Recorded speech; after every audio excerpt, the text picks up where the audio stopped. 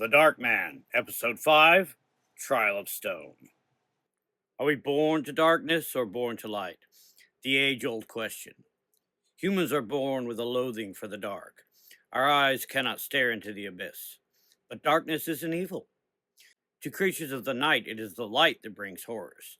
Just as people who do dark deeds fear most the exposure of the light of day. His name is Frank Lumas. To evil, he is known as the Dark Man. He walks in creeping shadows to drag evil into the light, to punish the wicked, to tear the wretched evil from the soul and drag it to where it belongs, to the gray realm, where old gods still live, where aborted terrors lurk in shadows so dark even the most sensitive eyes of the night creatures can't see. Through their own darkness, the wicked's crimes always come to light. It was a crisp, cold dawn on the Golden Horn. Muezzins were calling out across Istanbul from their minarets for morning prayer. Frank Loomis blew on his fingers as he shivered after a cold water shave. The Umbra in its hulking glory was covered by a thin morning frost. It was unseasonably cold on this particular morning. The boilers and other pieces of machinery that are normally the beating heart of this home on the water were silent and cold. Frank rubbed his hands together as his breath hung in the air. I can't wait till Rose returns. She somehow has a knack for keeping the old girl warm all through the night and into the morning. The morning stillness was shattered by the sounds of boots trampling on the deck above. Frank rubbed his sleepy eyes. God damn it. It's too early for this shit. Can't I have one morning to myself? A light foot descended the stairs into the lower decks of the Umbra. This was followed by a light knock on the door to Frank's cabin. Frank picked up his walking cane. You may enter, Sister Melody. The door opened slowly. I'm sorry for the intrusion, Mr. Loomis, said Sister Melody, her emerald eyes full of apologetic sheepishness. Oh, you're not intruding at all, Frank said softly. Your sisters with minds prepared for violence are another matter. I begged them to let me try and talk to you first. I don't want any more bloodshed, she said, the worry written across her face, plain as the sun on this cold morning. Do they have Rose? Frank asked, and then shook his head. Never mind, I know they do. Sister Melody produced a medieval-looking set of iron restraints from behind her back. They want you to wear these, she said, avoiding eye contact. Very well, said Frank, stepping forward with his arms outstretched. Sister Melody attached the shackles to his wrists. For your sake, I will act civilized for now. However, I have one request, said Frank. Sister Melody took a step back. I'll do what I can, she said. See that thick book on my bed? Frank asked, motioning with his head towards a book bound in green. Yes, she replied. If things go sideways, I'm gifting that book to you. Hopefully it won't come to that. I mean to give it to the whole Order of Stone as a gift. I don't know what to say. Darkman leaned forward a little and whispered, It'll look better if you lead me out. Right, of course, she said, retrieving the book and then motioning to Frank from behind. Up on deck, 4 women stood in the shining armor of knights. The plate was intricately decorated with sigils and runes. The armor shone like mirrors in the morning sun. The head paladin spoke. Sisters, present arms! The paladins shouted, Hurrah! As they drew their swords and raised their shield. Frank smiled. My, don't you ladies look fancy? The head paladin shouted to the Dark Man. Frank Loomis, known as the Dark Man, you are under arrest for heresy and murder. He rolled his eyes. Oh, for fuck's sake. Just when I thought we were finally getting along. The Cabal of Stone demands your submission to a trial, said the head paladin. The Cabal is here. Wow. This must be serious then. If you do not submit and follow us, then Rose of Stone will be tried in your place and burned at the stake for heresy, stated the head paladin. The Dark Man narrowed his eyes. Well, that's not going to happen, and whomever harms a single blonde hair on her head will beg for death after I'm done with them. His warning was grim, and for a moment the paladins glanced at each other, betraying their uneasiness. The head paladin took a step forward, her brown eyes peering out of her helmet and flashing with anger.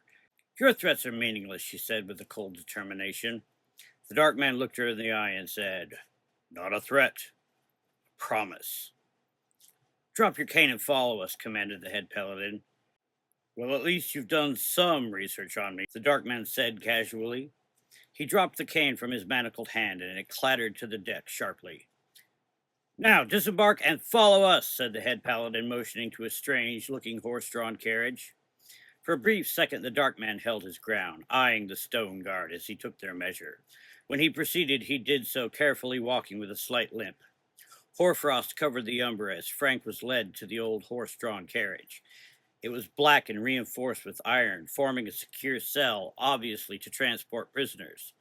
It was no cage of simple iron bars. The walls were solid but uneven. Patches of iron were welded together to form some kind of patchwork.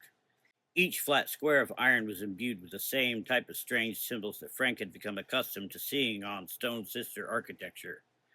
This meant the carriage was warded. Frank scoffed. Do you seriously think that your little box can hold me? A paladin opened the groaning iron door. Inside, heretic, the head paladin said with a sneer. Your casual disdain does you no favors, said the dark man. Step inside or we will make you. I'm sure the Cabal will be just as pleased with a dead dark man as a live one, clapped back the head paladin. The dark man sighed. I will play along for now, but know this. I make another promise, that the second one of you raises your hand against me or Rose will be the moment you die. I will not hesitate, so be warned. The dark man stepped into the cage, and the paladins mounted their horses. The carriage lurched forward, drawn by 4 draft horses of its own. Sister Melody followed discreetly on her own horse, in the rear, clutching the gifted tome to her bosom. Up through the city the procession traveled, leaving the Golden Horn behind them. They traveled to the secret gate used to bring livestock and wagons into the hidden fortress. Frank wondered if the mule Pickles was doing well. They unhitched the horses and the paladins dismounted. The paladins grabbed hold of the carriage leads and, with the strength of stone they possessed, they led the carriage onwards. The interior door was wide enough to bring the full carriage inside, and soon they were in the massive main corridor of the Temple of Lagos. From there, they led the carriage into the main courtyard. The early morning sun was diffused by the cloudy haze over the city. They stopped in front of a long table where 4 women sat.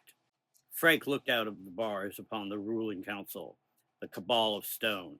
The 4 paladins split into pairs and stationed themselves on either side of the table. All rise for the Cabal of Stone, shouted the head paladin.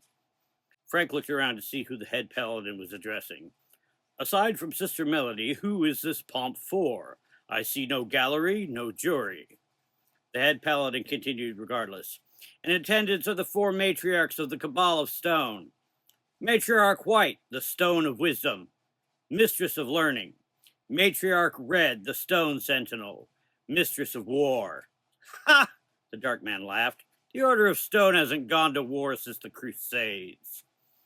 The head paladin turned to the dark man. The prisoner will be silent or there will be consequences. The dark man smiled. Good luck with that. A woman who looked to be in her 40s with black hair and a Greek complexion hit the table twice with a gavel. Her robes of white were trimmed by red instead of the usual blue.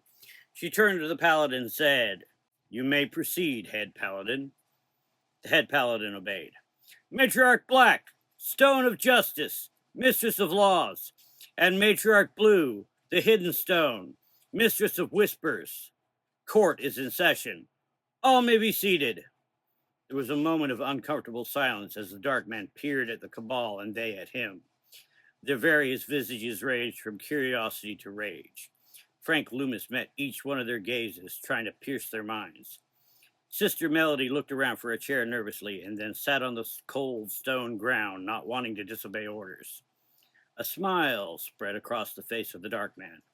Ha! Fascinating. All 4 of your minds are closed to me.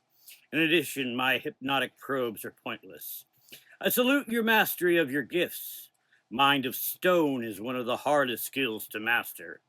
It was unfortunate for Azra that she did not possess your skill. Now, I will give you one last chance to end this farce on good terms. I'm guessing all of you have read Rose's reports. I am not your enemy. Let us forego this foolishness and we can have a normal, rational conversation about how I can help your order. Matriarch Red banged her gavel again, sending echoes bouncing around the courtyard. Silence! The only foolishness was yours for allowing yourself to be caught. Never has the Order of Stone succeeded in trapping the heretical Dark Man. But here you are. I move to end this trial too, and skip straight to the execution. The Dark Man narrowed his eyes at her. Matriarch Red, you try my patience and politeness. I'm neither a villain to be vanquished nor a hero to be praised. I am the Dark Man. I drag the crimes of the wicked to light and punish their souls so they can't harm this realm ever again. I walk in the shadows of your mind, and you would be wise not to tempt the man that stands before you. Mistress Black spoke up. She was a Middle Eastern woman with short, cropped brown hair and chestnut eyes. Her gaze was steady and without malice as she sat in black-trimmed robes. Mistress Red is passionate, but we've all agreed to at least hear your case, she said. The Dark Man addressed her. Mistress Black, if you truly care about justice, then do not impede it. I am not subject to your laws any more than I am the laws of man. I serve a higher authority. I'm not trying to be patronizing. I have a job to do, just like you. The power I'm invested with is unaware and uncaring of the machinations of mortals. Despite everything, I'm here to help your order. Mistress White was the one who replied. She looked shockingly young for someone with her authority. Her blue eyes and auburn hair framed a face that, at first glance, appeared to belong to someone in their 20s. Frank knew that the great gifts often slow the aging of their users. There was a chance that this woman's gift of stone was more potent than the others. And how do you mean to help us? She asked, with a smile in her pure white robes. Knowledge is power. I will give you all the power that was denied the Stone Sisters by their former brothers. Their backwards sexism and elitism kept most of your histories and knowledge out of your hands. And when the patriarchal order failed, they took so much with them in their fall. I will freely give you the means to take that which they held back for your own. It is your birthright. The book I gave Sister Melody is proof of this, and merely the first book of many, said the Dark Man. The Cabal cannot be bought, Butcher of Babylon, shouted Matriarch Blue. Excuse me? The Dark Man asked with a flash of anger. Matriarch Blue sat with her arms crossed in disdain. Her skin was the color of rich coffee. Her dark eyes were piercing and full of cold malice. Her robes were trimmed with blue. It was the same blue as most Stone Sisters. She did not wear her robes to distinguish her, but undoubtedly to let her blend in. She was the matriarch of spies, after all. You heard me, Butcher, she said. I have had my ear to the ground for some time. I know much about your story as a Dark Man. How can you condemn anyone with sins as vile as yours? Sins? The Dark Man asked in disbelief. You speak of a morality based in superstition. Are you more pure in soul because you have others commit sins in your stead? I know of your methods. Blackmail, torture, and coercion are your stock in trade. Your whispers are bought from the lips of the unwilling, paid for by spies who try to keep away from me and my ire by reporting on deeds they cannot witness themselves, so cannot put into context. Our laws are all we have, said Matriarch Black. Do you deny that your very presence does not offend such laws? Do you deny that the goals of our orders are contradictory with your profession? Only from your point of view. I protect this realm. Your laws seek to prevent the impossible. The gray realm is guarded by a power that makes yours or mine seem pitiful in comparison. I speak of the first god, a god that does not care about worship or ritual, a god that ignores those who build temples to the sun or the moon, or even an edifice to honor him, a god that sits not in judgment, but on guard to any who try to damage the normal balance between realms. You call us superstitious? Are we to bow down before your so-called god? Is he going to punish us if we harm you? Taunted Matriarch Red.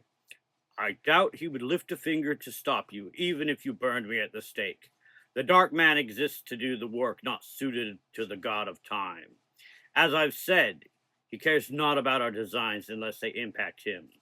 Even with the Golden Realm fallen from power, I'm sure that if I die, he will find a replacement somehow. He always has, and he always will. Although that may be one of the goals of the outsider. What he desires most is the mantle I hold. Matriarch Blue spoke again. This outsider was unknown to us until he revealed himself to Mother Azra. Her fall saddens me, for the Dark Man is an entity that we've been aware of since our earliest records. White, would you care to recite the words our earliest of records say concerning the Dark Man? Matriarch White cleared her throat. Beware the beguiling man of the dark gift. He will trick and deceive if it suits him, kill if it helps him, and seduce if it benefits him. But do not stand aside and let him pass. He carries the other side in his soul. I'm not some trickster demon out of a book. I'm flesh and blood and standing in front of you. But I will kill and I will beguile. I have a job to do. A job that actually benefits you whether you want to believe it or not. A strong order of stone is what I desire. Never has there been a force to counter the Dark Man that has ever been acknowledged by the first god. No army or individual has ever drawn his gaze or ire like the outsider has. It is something new, even to one who witnessed the birth and death of galaxies. And the outsider has targeted your kind in his selfish endeavors. Matriarch Red clenched her jaw as she spoke. And would he have even glanced our way if you hadn't taken one of our own under your wing? Is it not true that he targeted the order that Rose belongs to because of your acquaintance? Would he even have known of us if it wasn't for you? The blame lies with Azra and her desperation to save her son. He would have gravitated to the Logos Stone eventually, even if I had never befriended Rose. He wants more power. All from the Golden City know of the Order of Stone. Its members are the holders of one of the four great gifts. Just because you live a clandestine lifestyle in this place and time doesn't mean it was always so. The outsider probably did target your order to get at me and those I care about, but that does not mean he would have left you alone without me. He will use anything and anyone to get what he wants, and what he wants is for everything in his way to burn. But while we are on the topic, where is Rose? I certainly hope that you do not plan to make her endure a farce like this. She is loyal to a fault, more to you than me. I have watched over her since she was a child. I brought her to you for her benefit, not mine. It was Matriarch Blue that decided she should train to be a companion for me. I do not violate her minds, but sometimes everyone leaks thoughts. It wasn't my idea or hers, but we have both embraced our roles as compatriots. She is a little sister to me. I care what happens to her, and those who harm her should fear me, the Dark Man warned. Matriarch Black spoke again with her detached voice. We cannot simply go on your word. Rose of Stone is being held until we can determine that her trip to the other side did not corrupt her. Corrupt? It is a realm much different from this one, but such brief exposure is harmless. The toll it takes on the soul is conditional. It is a realm where the sentient soul exists without death. There is a heavy toll upon those who are injured in this realm. You can heal from almost any wound there. It would be miraculous if there wasn't such a dark trade-off for such deathlessness. Breathing its air won't harm you. Now where is Rose? I demand to see her. Matriarch Red seemed ready to leap out of her chair with anxiety. The Dark Man observed her carefully. Her left arm was red and irritated. She scratched at the skin there. The Dark Man focused on her. Her breathing was rapid. The muscles in her face were twitching. She shifted and fidgeted in her chair. The Dark Man knew what ailed her. He had seen it before, but now he stowed away this knowledge. You are in no position to demand anything, she shouted. You are a prisoner. That carriage is laced with true steel. It forms a Faraday cage sealed in iron. You cannot pass through it to skulk to your gray realm and bring a monster to bear upon us. Are you willing to bet your life on that? I'm the only monster you should worry about. Where is Rose? The Dark Man asked. Matriarch White put her hands up, trying to bring some calm to this exchange. Please, try to look at it from our point of view, she said. We are now cast into a war that none of us anticipated. It scares me more than you do. I burn with curiosity about the knowledge you offer, but first we must know who our enemies are. I am not an enemy to anyone except those who tried to harm me or my friends.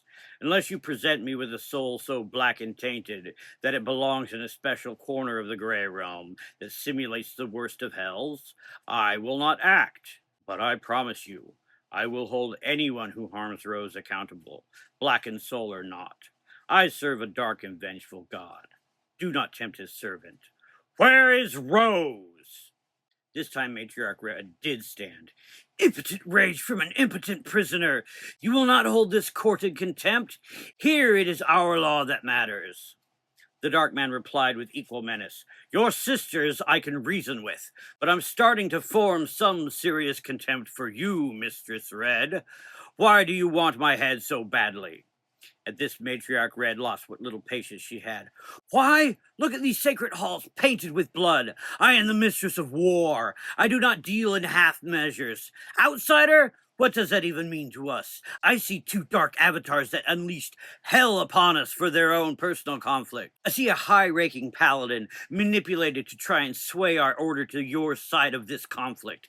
And I say that if I decide, I shall unleash war upon you all. Your petty vendetta caused this slaughter of over 300 sisters. The war has already begun. Matriarch Black calmly addressed her. Red, this is not your decision alone to make. Red snapped at her colleague. Of course it is. If it is to be war, you three are meant to support it, she said, before turning our rage back on the Dark Man. I will give you one last chance to submit, Butcher of Babylon. Answer our questions and abide by our ruling, or you will be executed here and now. Petty vendetta? You are a child that speaks of the rain before she knows what causes it. Your own ilk betrayed you. Your trusted Mother Superior consorted with a monster to save her monstrous son. Where is Rose? I am a man of my word. Bring her to me unharmed, and I will leave you unharmed. Matriarch Red shook with more than anger. And should you disapprove of her condition? Like I said, I am a man of my word, replied the Dark Man. Lieutenant Paladin, go and fetch our wayward sister. We shall try both prisoners at once, Red said, wiping the sweat from her brow on this chilly morning and sitting down. In the meantime, you shall submit to this trial. We shall see, replied the Dark Man. Matriarch Black spoke up, trying to steer the trial back to its purpose. No soul is to lay a hand on or interfere with the great Lagos stone. Every sister who resides in these hallowed halls knows of this. It is beyond forbidden. It seals a dark gate that should forever remain closed. And you, Dark Man, used that gate to remove the stone. Our most solemn duty was to protect that stone. Our most solemn law. There was no dark gate, stated the Dark Man. The stone sat upon the stones beneath it. It was a prison. Had I not removed it, the prison would have breached. But you know this. You should trust the word of Rose, Matriarch Black. If there was no gate, how did you cause the stone to fall through the floor? Asked Matriarch Black. That was simply gravity. I can pass effortlessly into the gray realm. I can even bring things with me. I do not open a gate or portal. Your understanding of what you call the other side is lacking. The fools who were the Stone Brothers lied to its sisters about a great many things. Matriarch Red slammed her palm on the table. Ha! There's no doubt you were lying to us now, Butcher. That title again, said Frank, trying to keep his anger in check. It is not what I would call endearing. Why interrogate me at all if you're just going to label everything I say as a lie? Would you like me to swear on a stack of Bibles? You are a known murderer and deceiver, hissed Red. I find this trial to be a farce. We should have killed you the second you set foot in this temple. Mother Azra tried that, yet here I am, Frank said coolly. Matriarch White interjected. You speak of lost knowledge. Frank replied, Yes, lost to the human realm. Where are you retrieving this knowledge from? Asked Matriarch White. There was once a great library in the Golden Realm. The city may have fallen, but not all knowledge was lost. I will happily give all I have access to. We need not be enemies. With this knowledge, you can create a brand new Logos stone to worship if you choose. Providing someone masters the method, you can even build a bigger one. Not that there's any point of making a new one. The Jinn Kings are gone forever from this realm of man. Sister Melody holds a treasure more precious than you can imagine. While you all fret what is to be done about the past, she holds the keys to your future. Matriarch White gestured to Melody and said softly, "Bring that book to me, child." "Yes, Matriarch," replied Melody. Sister Melody stood up and walked in front of the large table until she stood before Matriarch White. She set the heavy green book down on the table.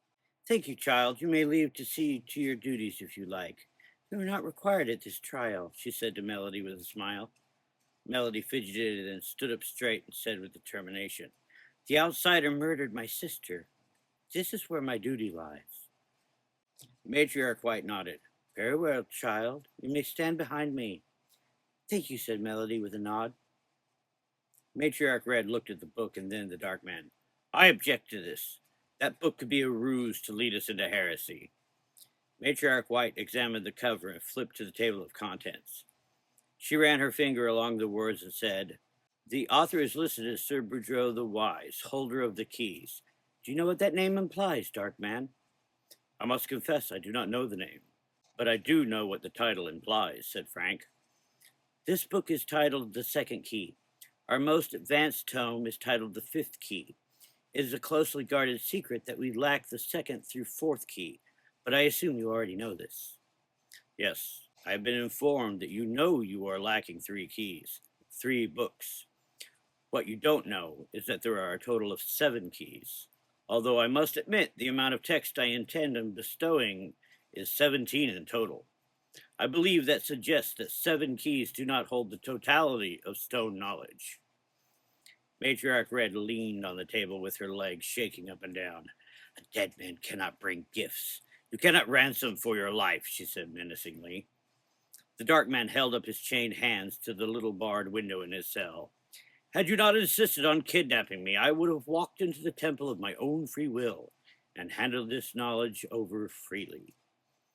"We must consider the worth of this knowledge in our ruling, Matriarch Red," said White as she thumbed through the pages of the book. "You may feel free to get lost in dusty books once this butcher is burned," replied Red. "I say that the outsider is a lie. I hold this man responsible for every life lost in this temple. A butcher is a butcher, be it a town or a temple." "You speak as if you were there. Besides, Matriarch Blue knows the context of what happened in the town of Babylon, Texas. Or does the Mistress of Whispers have a survivor who told her the tale?" "I doubt it, for no one survived that faithful night when I handed down my horrible judgment." Matriarch Blue spoke with an even tone. "I only know that the entire town was depopulated.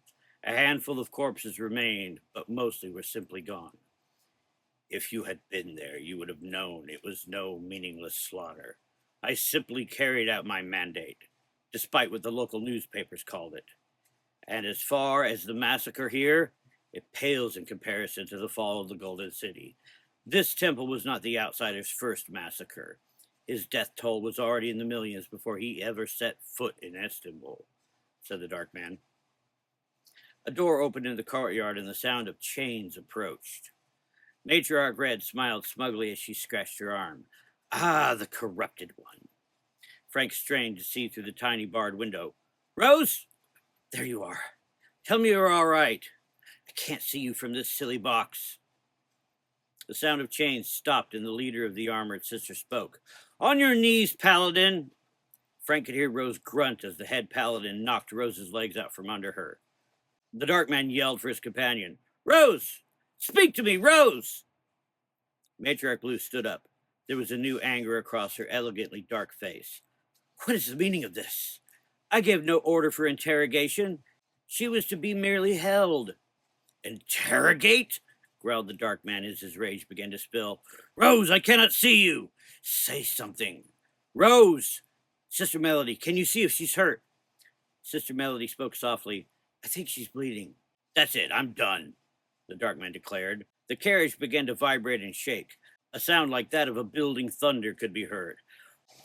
"Fuck this iron Box! The voice of the dark man was strained, but with that final word, the lock on the iron door snapped, and the door flung open with enormous force. Bent and bulging, it hung from a single hinge. The dark man stepped out of his broken prison. The prisoner is escaping, yelled Matriarch Red.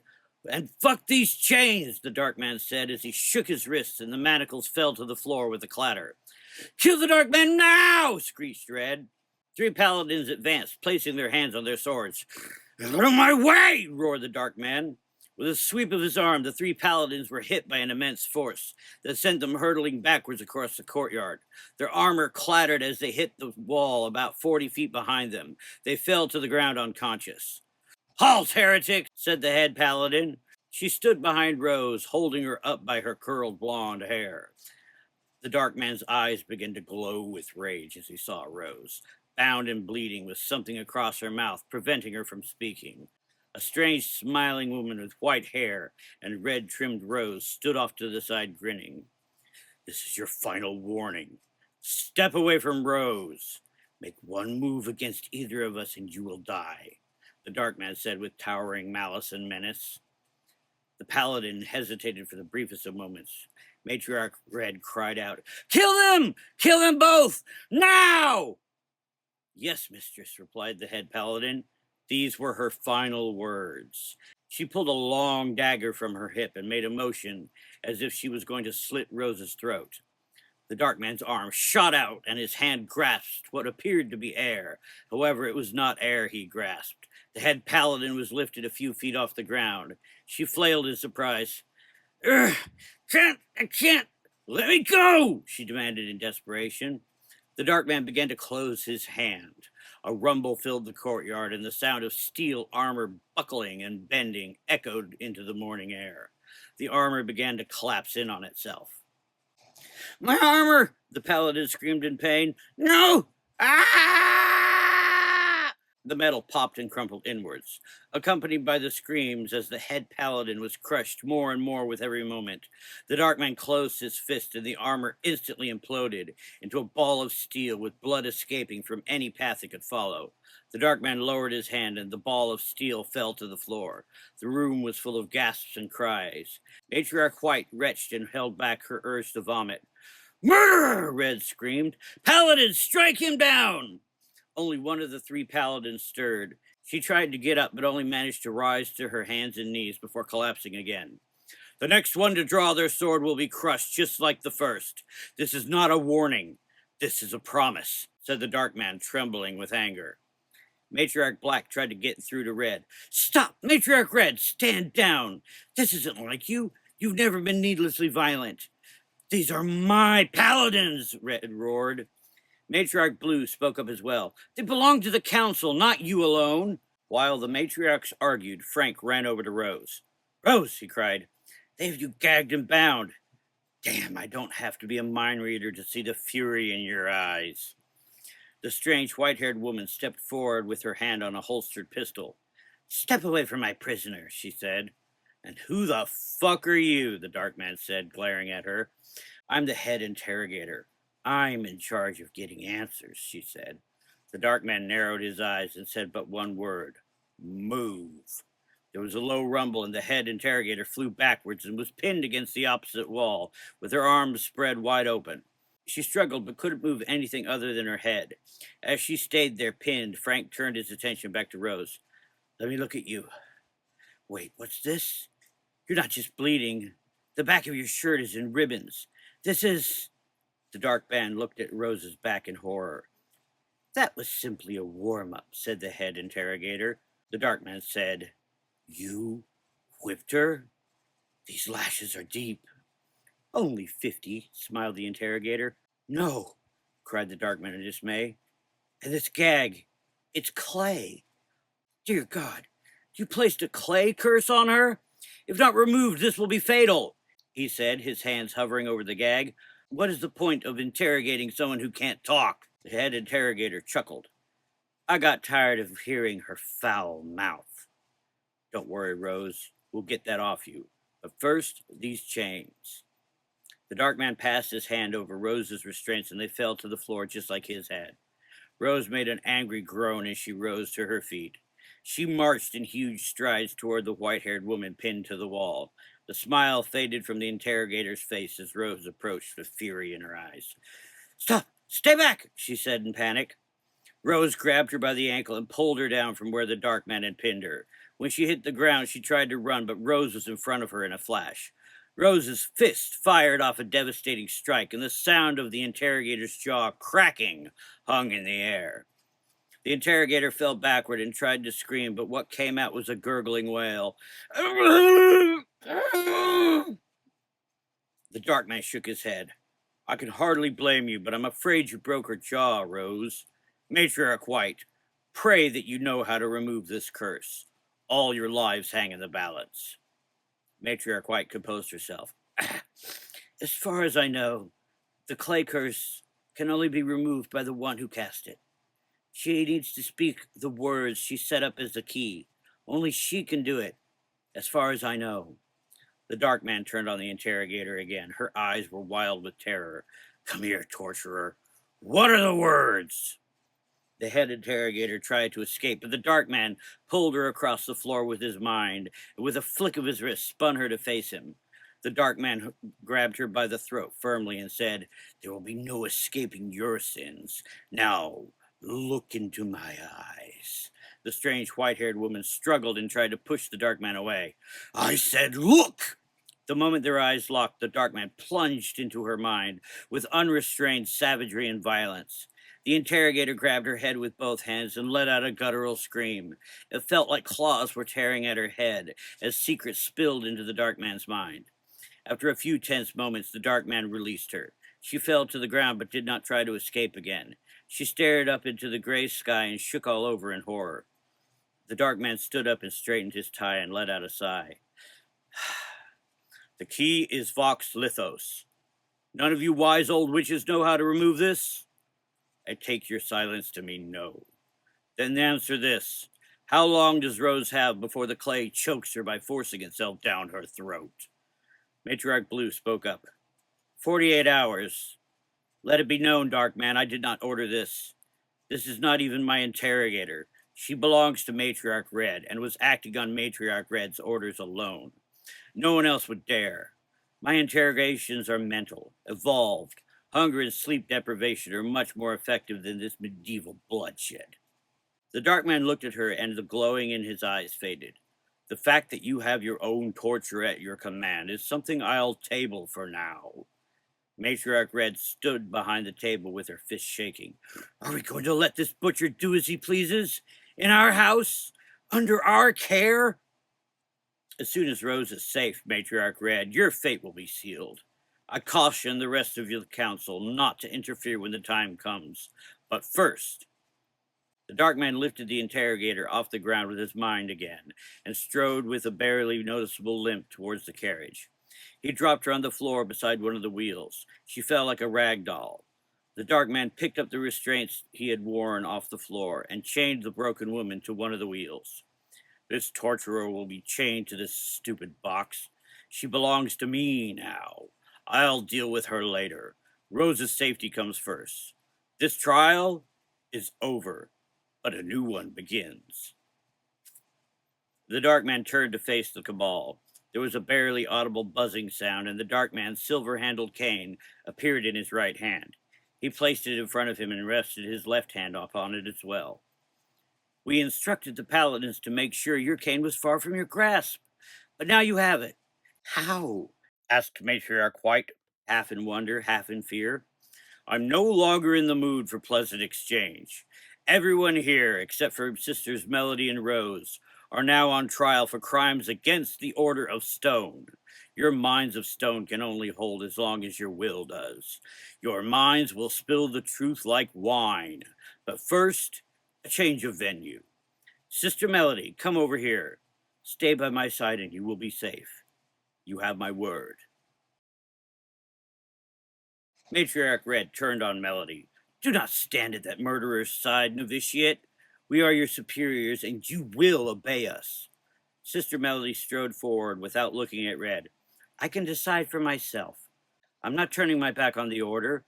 I will stand with Mother Rose. And if she stands beside Mr. Lumas, well, so be it."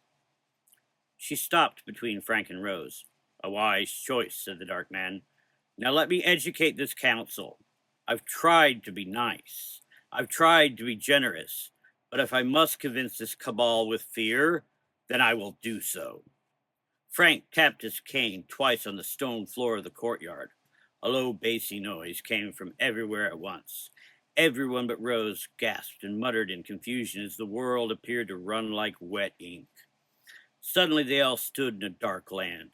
An icy cold wind whipped around them in this new place, sending chills through their bodies. Thunder could be heard in the distance. The cabal looked around wildly. The paladins had been left behind, but they all stood upon a black rocky step, overlooking a massive pyramid in the distance. This can't be, whispered Matriarch White. Oh, God. Oh, God, Matriarch Black said in wonder. Nothing seemed to be able to shake Matriarch Red's anger. What is this now, Butcher? Tricks to fool the eyes? You cannot fool us. End this illusion at once.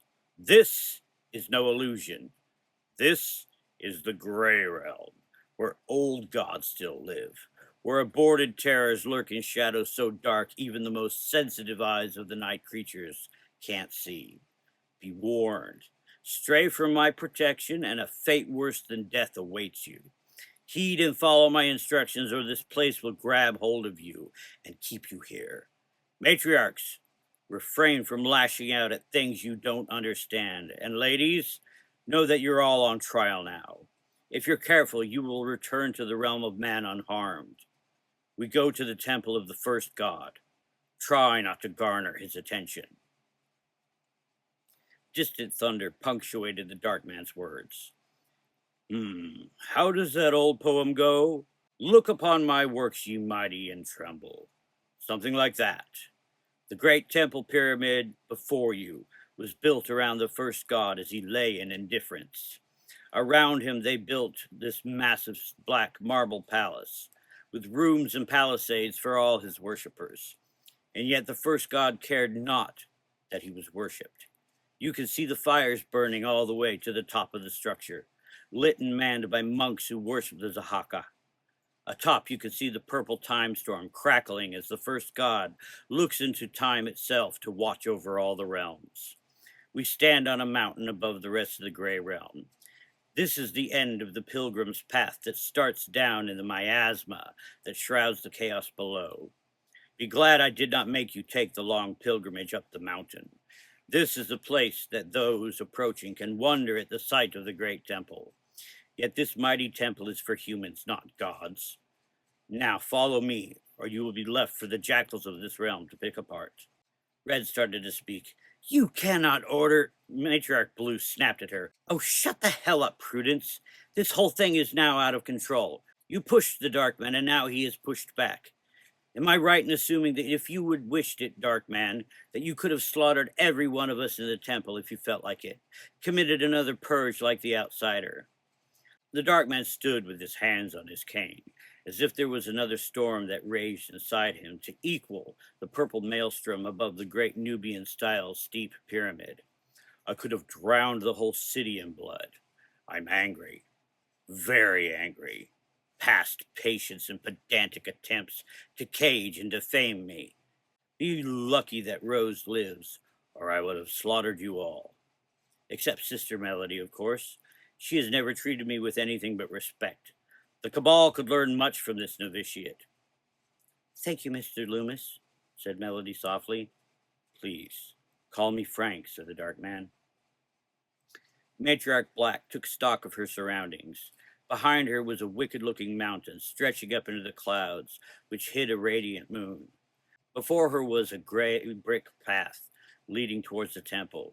She looked out at the realm around her, and only 100 feet down in all directions was a black undulating fog.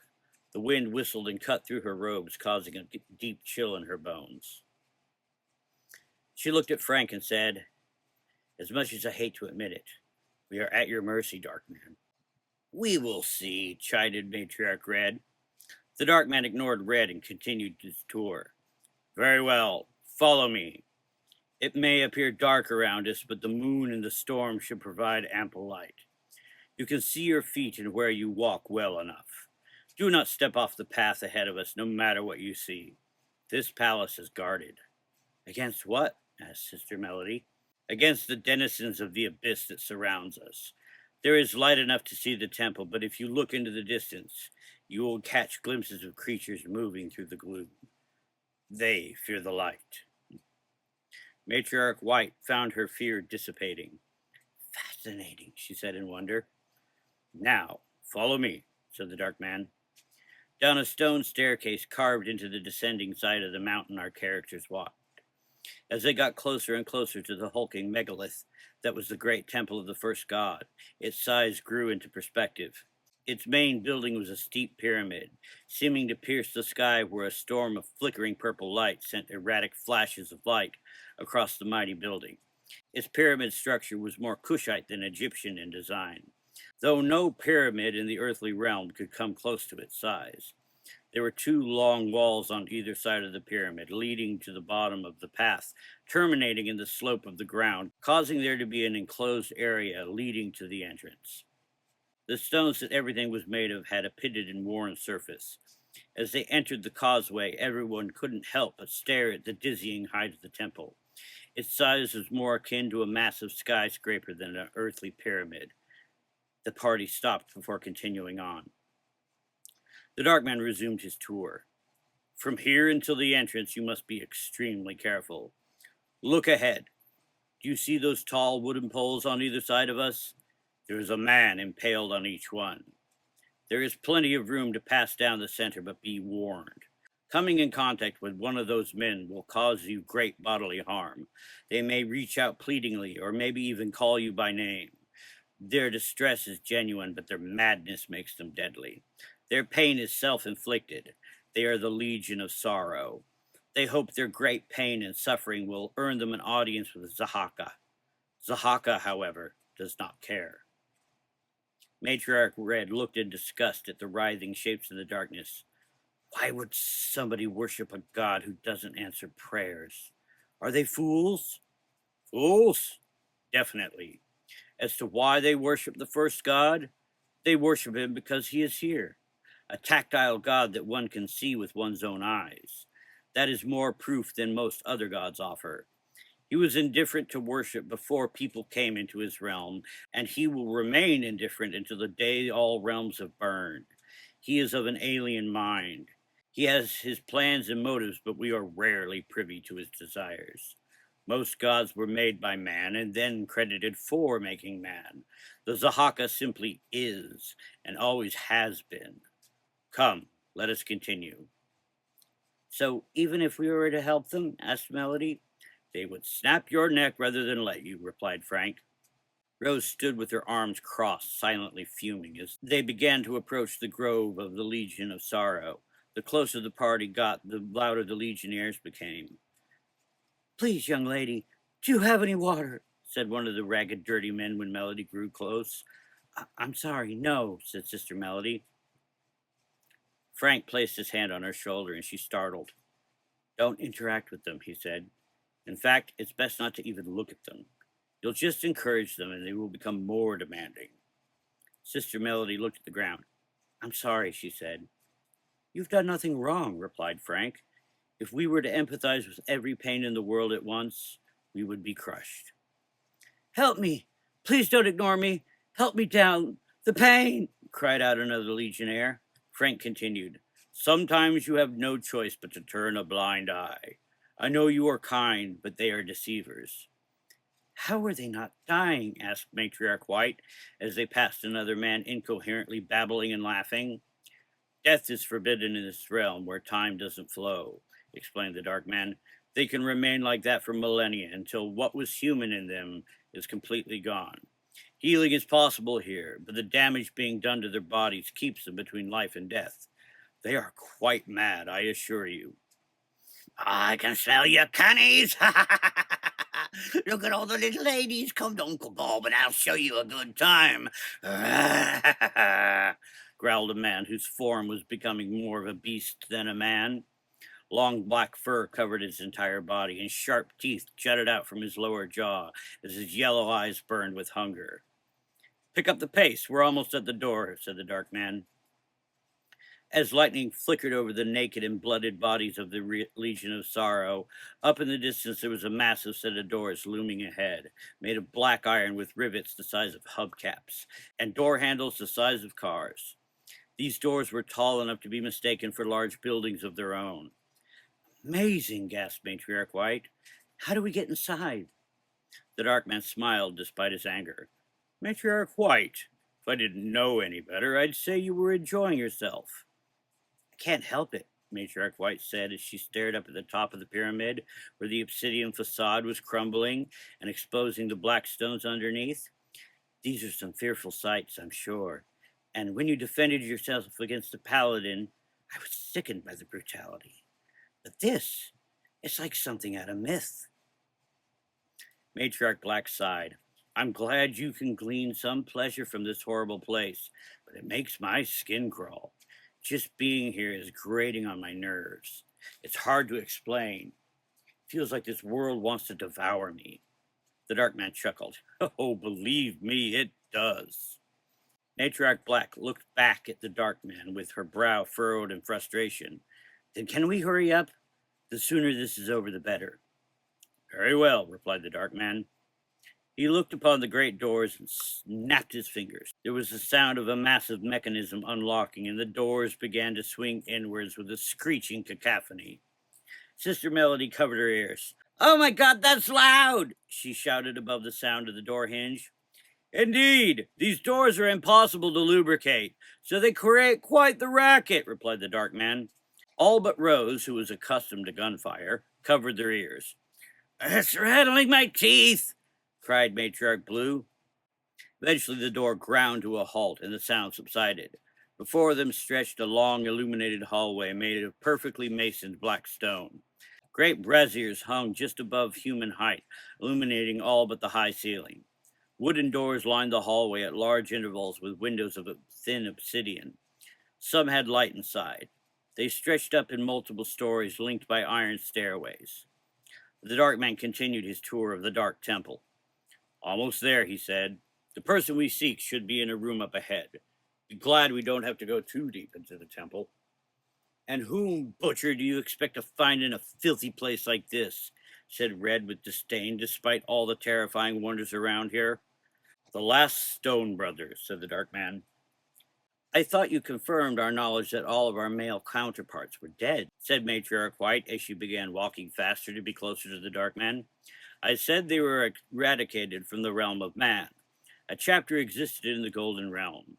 After the city fell, a few survived. Only one endured not only the exodus, but also the trail of horrors that wiped out most of the other survivors.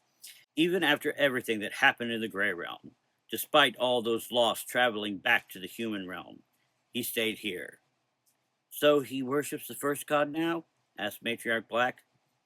If he worships anything, it would be knowledge, replied Frank. Matriarch White, I have a feeling you two might just get along. Matriarch White smiled. I'm beginning to understand why you and Rose get along. The dark man spoke in a gentler tone to White. And why might that be? You are capable of wrath, of great violence. However, you show great restraint. I have a feeling that you wish to be kind whenever you can be. This caught Frank Lumas off guard. I try to be, he said reluctantly as they stopped before a door with a shiny brass plaque that read, Reclamation Lab Number 1. Here we go. 8th door to the left, said the dark man.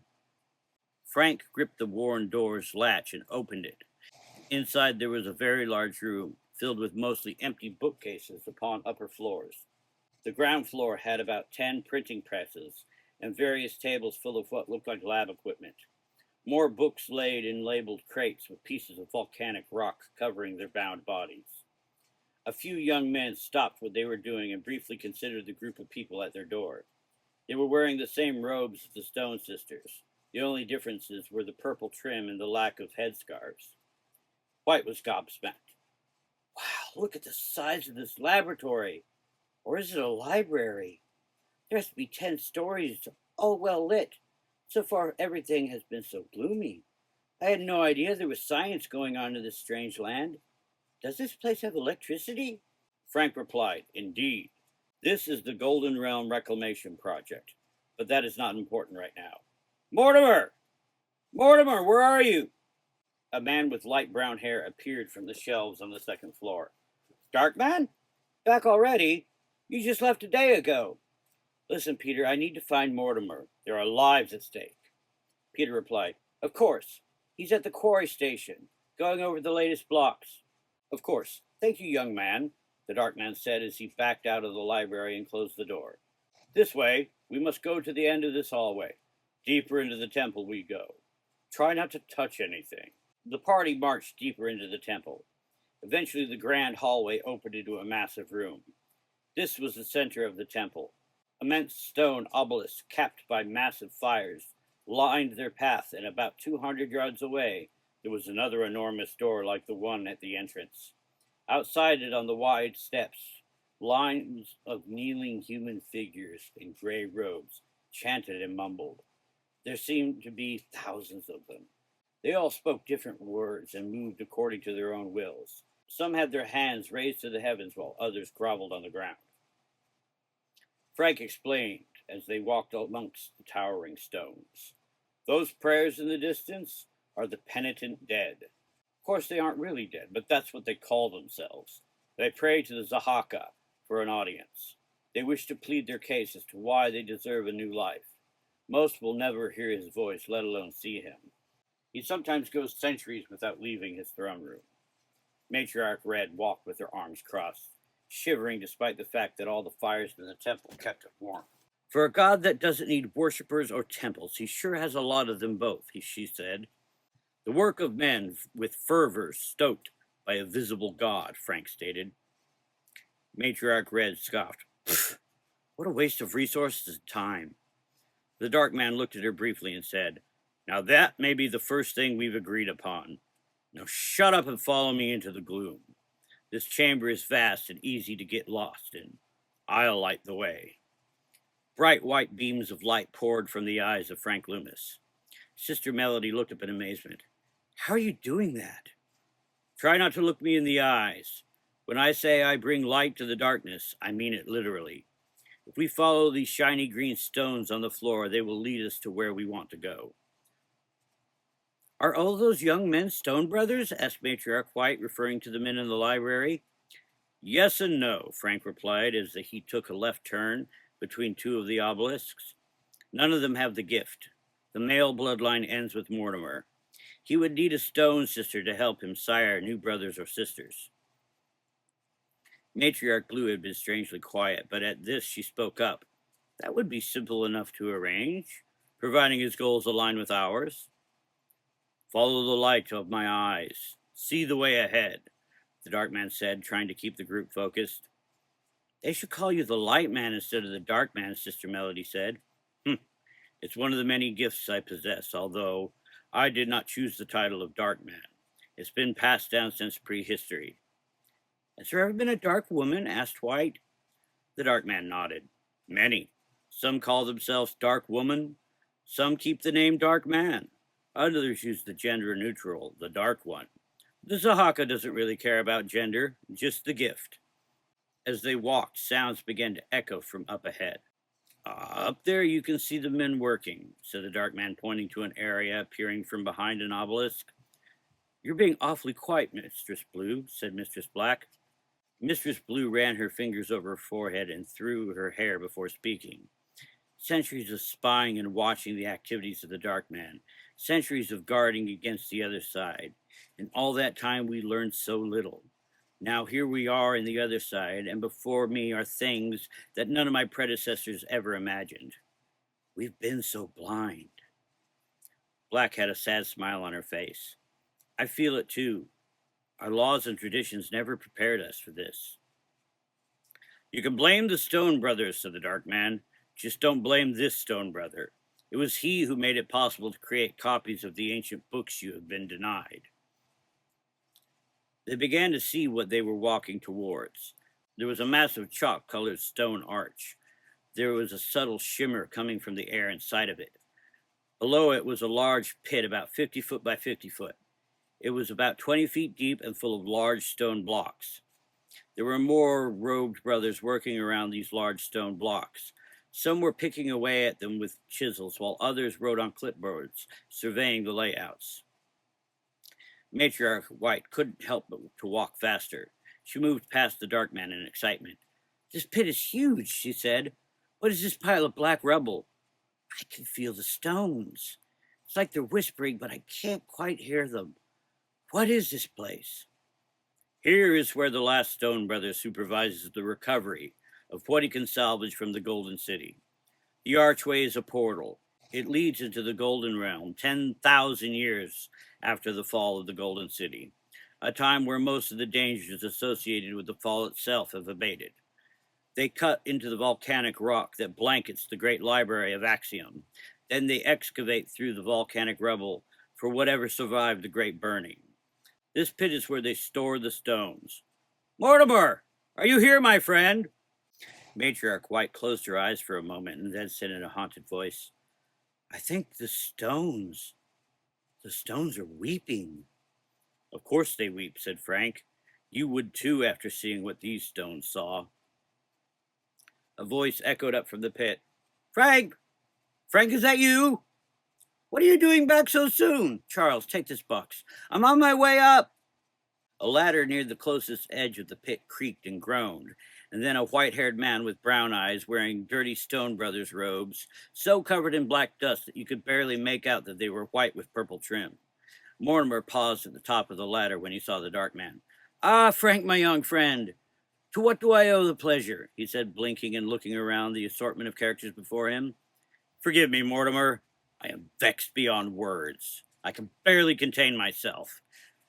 Potentially fatal harm has come to Rose." "What?" Mortimer said with a confused look on his sooty face.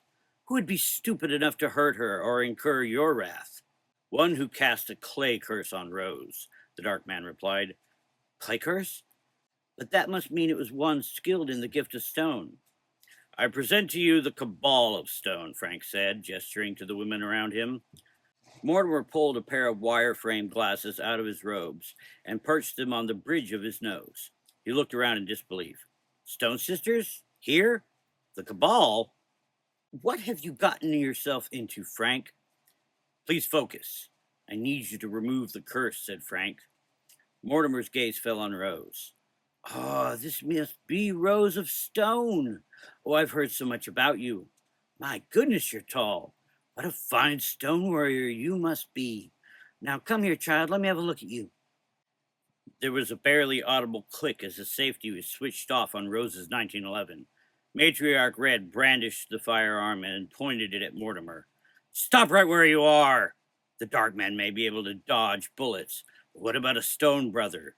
If you remove that—" She was interrupted by the gun flying out of her hands. The dark man caught it casually. "God damn you, dark man!" Red cursed.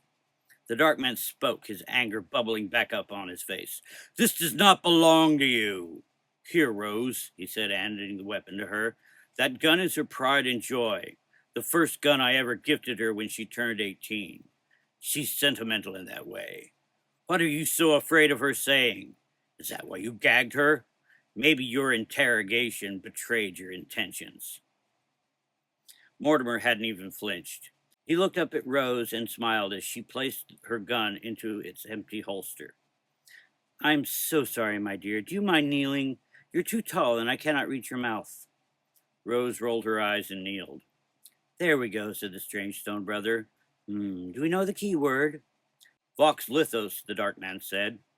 "Voice of stone. Clear but obvious. Yes, I can help. Charles, bring me that box we found today." Yes, yes. It will take a drop of the philosopher's decoction. I found a whole box today of golden elixir.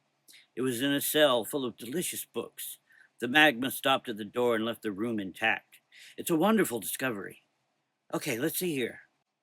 One of Mortimer's helpers appeared at the top of the ladder with a dark wooden box under his arm. He couldn't have been more than 13 years old. There was a gentle tink-tink of the glass vials tapping into each other from inside the box. "Thank you, Charles," he said, taking the box and patting the boy on the head. He kneeled beside Rose and opened the lid with a smile as he looked upon the contents. 50 vials of pure golden elixir. That's enough to start several Stone Sisters on the path. It will be my gift to my sisters. I'm sure Frank can instruct you ladies in its use. Okay, then. I'm sorry, Miss Rose. The only way to break the curse is with a golden kiss, so if you'll forgive my familiarity, you were right to bring her to me, Frank. If this was mishandled, it could have instantly killed her. But worry not, I have this well in hand. A drop on the lips, and I kiss the clay hard enough to print my lips into it. Are you ready, Miss Rose? Rose nodded with a grunt. Mortimer nodded. Okay, here we go. I am the stone and you are the clay. I give this kiss to save thy life. I share my power to save yours. Vox lithos. Mortimer leaned forward and gently kissed the piece of clay that covered Rose's mouth. How long before? Frank began to ask, but was interrupted as Rose began to cough and retch. There, let it out. Here, I'll pull off what I can. Charles, bring the young lady a pitcher of water. Rose didn't wait for water, and the inevitable stream of foul language sputtered out of her mouth between coughing fits. Fuck! Shit! Fuck! Fucking cunt bitches! Frank put his hand on her back and said, Take it easy, Rose. Don't talk. Wait, water is on its way. She shook her head and rose to her feet, despite the pieces of clay still falling from her mouth. She coughed and said, Fuck that, spitting bits of brown clay. Golden glass. The bitch wanted to know about golden glass. She wanted to know how to make the elixir. I would have told them all I knew, but that cunt lashed me before I could say anything. After that, I decided to become uncooperative.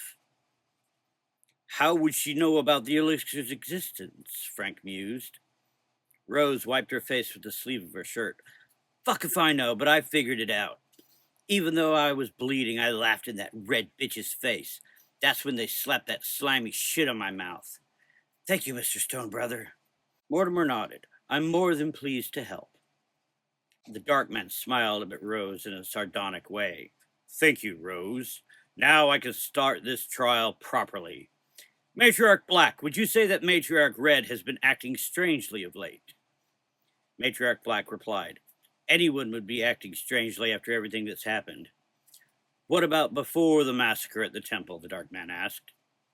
I don't see her every day, but I've known her the longest. For about a year, though, our monthly meetings, I've noticed she's been listless, unfocused. I asked her, and she kept saying that she hadn't been sleeping well. Then all of a sudden, a few weeks ago, she seemed to perk up. More than that, she seemed happy. Red looked at Black pleadingly. Patricia, you don't understand. Black shook her head. You've had ample opportunity to explain yourself, Prudence. On our journey to Istanbul, she was withdrawn and irritable. She would snap at her fellow sisters over small, insignificant things. The dark man stood with that sardonic smile looking at Red. Thank you, Matriarch Black, he said. I have what I need now. Matriarch Red, you're addicted. A junkie for that which just saved Rose's life. Ah, I can see it now. Your eyes keep darting over to that case of vials. You're sweating.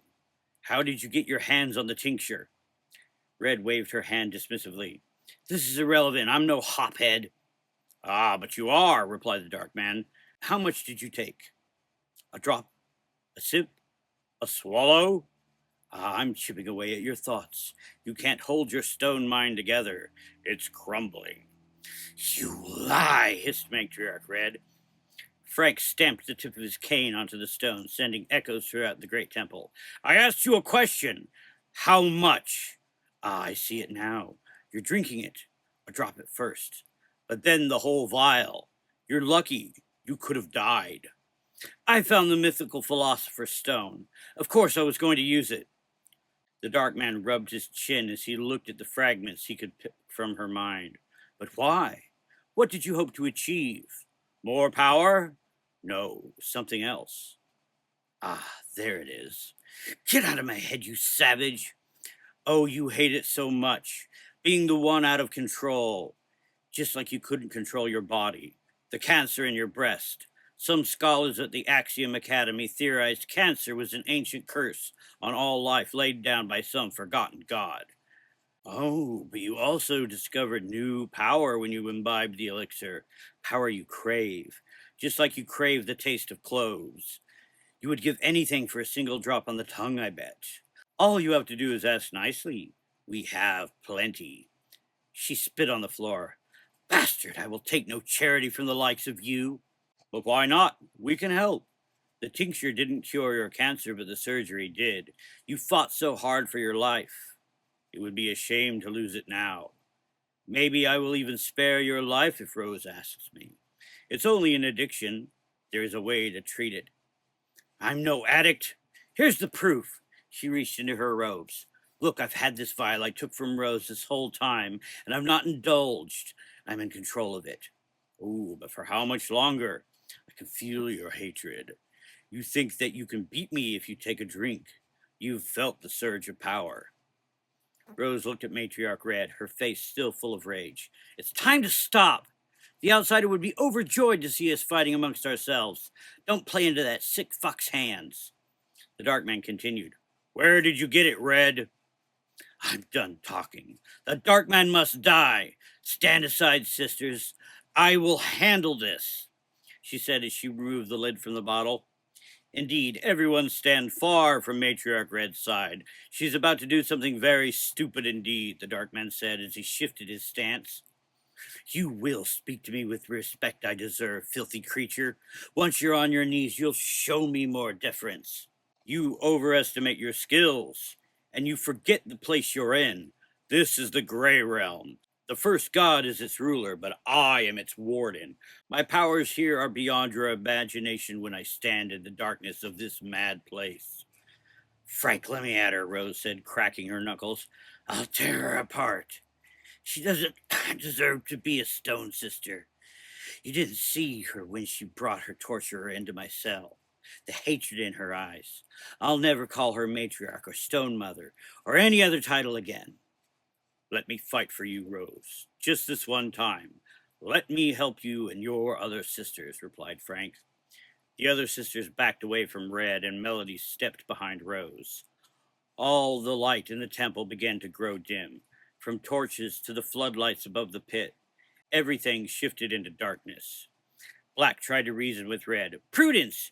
You're just as guilty as any. Can't you see how far off the path you stepped? Let us help you. Shut up, I don't need any of you, Red said as she took a deep breath. She tilted her head back and placed the bottle to her lips, taking a small sip. When she opened her eyes, you could see relief wash over her face. Then she smiled and closed her eyes again. She began to chant. Blessed is the first stone in the wall that protects the garden. Blessed is the wall that protects from evil. Blessed is the stone that gives me its strength. Blessed is the wall that protects me from evil. I am the stone, and the stone is me. Blessed is the stone. Holy is my soul, protected by stone. Holy is the stone in me. I take the stone, and it gives me power. Blessed is the stone. As she spoke the last line of her spell, a low rumbling started. I can feel the stones crying, Mistress White. They cry for vengeance, she screamed. Mortimer started moving backwards away from Red. By the Zahaka, the prayer of the stone warrior. I thought I was the last one who knew it. Mistress White has her library, but I have mine, she said. Her voice became distorted and guttural. You stupid bitch, yelled Rose. Stop this, Red. He could crush you with his mind. The dark man smiled as if he was enjoying himself. I can't simply crush her anymore, no more than the outsider could crush you. She is now bolstered against most of my dark gifts. As warriors, the owners of the stone gift have no equal. My power cannot eclipse it in terms of might alone. Watch closely, Rose. This fight may instruct you for the next time we find the outsider. Enough! Roared Matriarch Red. I'll cleave you in two. She moved so fast that Rose almost didn't see her in the dimming light. Somewhere in her robes, she unsheathed the long, thin rapier with a simple, compact handle. She swung it at the dark man, but the air exploded with crows, and her blade swung through the air. Birds? Do you fear facing me? From the shadows, the dark man appeared behind her. I am facing you, he said. Ha! cried Red as she spun around, swinging the sword at the dark man's neck. Before she could land the blow, he was gone again. Matriarch Red stood at the ready, and her eyes darted around the vast room. Stop trying to get behind me. I may not see you, but I can feel your feet upon the marble floor. You scamper about like a frightened child. The dark man's voice echoed around the chamber. To me, you are the child, swinging your toy sword at the clouds of the sky. You cannot cut what you cannot grasp. Red cursed under her breath and yelled, Coward! Fight me like a man! I'll fight you like the dark man I am, and the darkness is all you'll see. A wind began to pick up and whistle through the temple. Mortimer knew it was coming next and called out, Brothers, sisters, get behind me! You'll be safe as long as I stand fast. Everyone except Rose ran towards Mortimer as he raised his hands and closed his eyes. He began to chant, Blessed is the first stone in the wall that protects the garden. Blessed is the wall that protects from evil. Blessed is the stone that gives me its strength. Blessed is the wall that protects me from evil. I am the stone, and the stone is me. Blessed is the stone. Holy is my soul protected by the stone. Holy is the stone in me. I take the stone, and it gives me its power. Blessed is the stone. Red was so focused on the dark man, she didn't notice anything except that all the lights were flickering and going out. Fine, I'll fight you in the sun or in the blackest pits of hell. I can feel you. The great volcanic blocks in the stone pit began to make a rumbling sound. Stones, obey me! Strike down the man in the shadows! A mighty block of stone was lifted into the air and thrown into the darkness. There was a brief moment of silence before it crashed into pieces out of sight somewhere deep in the gloom. The dark man taunted her. If only your aim was as strong as your ego. Go to hell, roared Red. Several more blocks sailed off into the distance, missing their mark. A huge chunk flew towards the gathering behind this last stone brother. He reached out his hands, and the block of black rock froze in the air, then dropped. Mortimer called to Red. Stop this, sister! Those stones may contain delicate treasures. Silence, Red said as she hurled a block at the stone brother. Mortimer swung his hands, and the stone veered off course, missing him completely. She is reaching the limits of her power, echoed the dark man's voice. She can feel my footsteps on the stone floor, but I can feel her legs shaking in the darkness. She will soon wear herself out. Never, cried Red as she lifted another stone. The stone hung in the air behind Rose. Rose narrowed her eyes with concentration. The stone flew toward Rose, and Rose dropped down to one knee, letting the black block sail over her head. The stone smashed into another wall. Rose smiled. I could feel the stone. That's new. The dark man's laughter danced around the room as he said, Someday your power will eclipse hers, Rose. Mistress Red was panting. I'll crush both of you, heretics. She let out a soft cry and stumbled. With that last volley, you've fallen to your knees. You're a fool. You've already lost. I can hear your thoughts. Do not do what you are planning. It will be your end. Red smiled and said, I am the stone. She once again produced the vial of golden elixir from her robes, pulled the eyedropper off with her teeth, spit it across the room, and drank the remaining contents of the small brown bottle. The dark man appeared beside Rose and shook his head. And now you've doomed yourself. That was an overdose. Red began to chuckle and looked at her hands. Her voice was more distorted than before as she growled at all those who stood against you. I'll kill you all! I call on the stones! Basalt, heed me. Marble, worship me. Granite, bow down before me. The entire temple started to rumble, and pieces of stone fell from great heights. Stop this, Mortimer called out. You'll bring this whole temple down. Can't you hear the stones pleading with you? They warn you. You'll destroy everything. I don't need you, stone brother. You could die like the rest of your kind, she said with her voice full of hate. But instead of starting another attack, she knelt. She began to chant a new spell. Great God of the mountain, Amalek, I call on you, she started to pray. The dark man's eyes grew wide, and he glanced at Mortimer. Mortimer's mouth was open in disbelief. Lord of stone, I beseech thee. I call to the stones that sleep. I call to the earth in her dreams. I call for judgment. I call for strength. Come down, great Amalek, from your throne on Mount Simeon. Come down and crush these heretics under thy weight. I summon thee. Come forth and grind my foes to dust. With those final words, she grabbed her sword's blade and pulled it through her hand. Rich, thick blood poured on the floor. The dark man sighed. Before you were doomed, and now you are damned. A low growl so deep and powerful it could be felt in the bones of all those around emanated from the darkness. The pieces of stone and debris that had been scattered around throughout the fight began to slide towards Matriarch Red. They began to levitate off the floor in front of her. It can't be, said Mortimer in disbelief and shock.